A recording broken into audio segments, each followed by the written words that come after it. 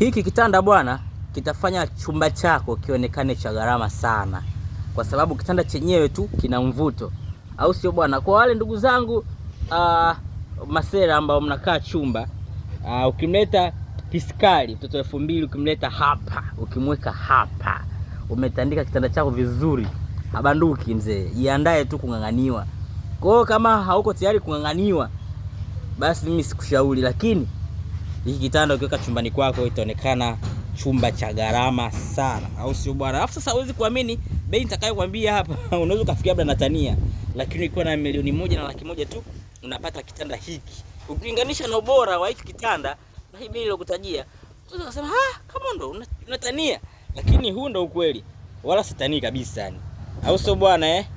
Namna hiyo. Sasa hebu niambie wewe, kama ningekupa nafasi ya kuchagua rangi, je, ungechagua rangi hii ama una uchaguzi wa rangi nyingine? Hapa ni nyumbani, sisi ni familia, tunapenda chao.